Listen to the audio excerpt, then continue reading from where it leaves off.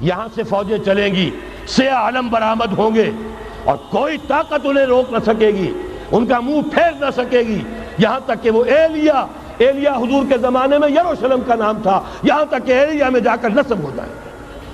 گویا کہ یہ جو ہمارے ہاتھ سے نکلا ہے قبضے سے، پہلے بھی عربوں کے ہاتھوں سے نکلا تھا بیت المقدس، یروشلم، عرب واپس نہیں لے سکے تھے۔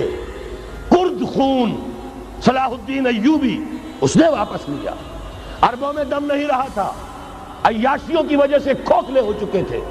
میں تجھ کو بتاتا ہوں تقدیر امم کیا ہے، شمشیر و سنا اول، طاؤس و رباب آخر۔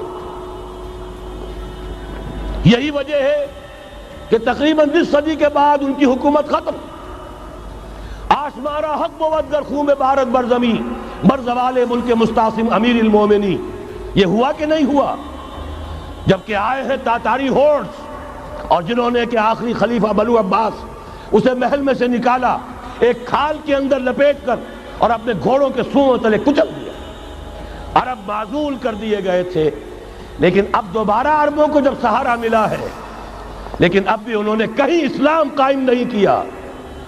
کوئی روس کا غلام رہا، کوئی امریکہ کا غلام رہا، کسی نے اس کا ساتھ دیا، کسی نے اس کا ساتھ دیا۔ تہذیب ہے تو مغربی، تمدن ہے تو مغربی، وضع میں تم ہو نصارہ تو تمدن میں ہنود۔ یہ مسلمان ہیں جنہیں دیکھ کے شرمائے یہود۔ یہی معاملہ جب ان کا ہوا تو اب اللہ تعالیٰ کی طرف سے ان کے اوپر وہ عذاب کی بھٹی گرم ہونے والی ہے۔ لیکن اس کے بعد پھر یہاں سے جائیں گے وہ جو ان کی مدد کریں گے، اور یہ ایلیا کو واپس لینے والے، یہ مشرق سے چلنے والے لشکر ہوں گے۔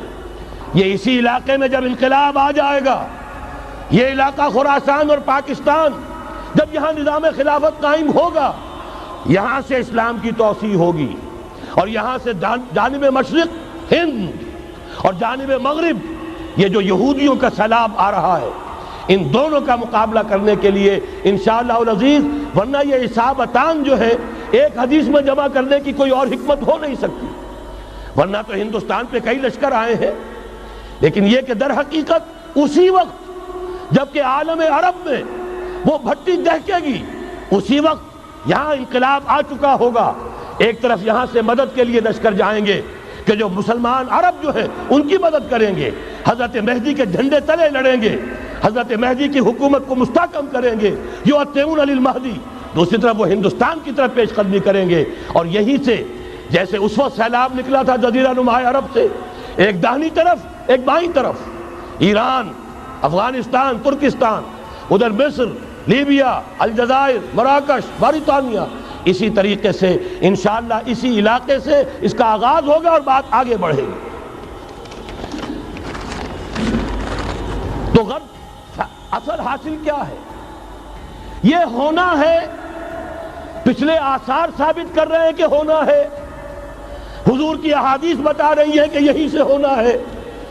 ہوا صرف یہ ہے ہم بھٹک گئے، ہمیں اپنی منزل یاد نہ رہی۔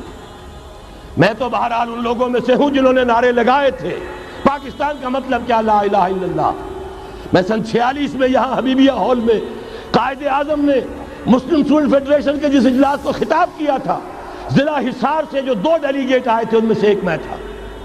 میں نے بہرحال اس تحریک میں بھی حصہ لیا ہے، ایک ننھے کارکن کی حیثیت سے لیا ہے، پھر حالات کو بدلتے اپنے آنکھوں سے دیکھا ہے، ہم کہاں سے کہاں جا پہنچے ہیں۔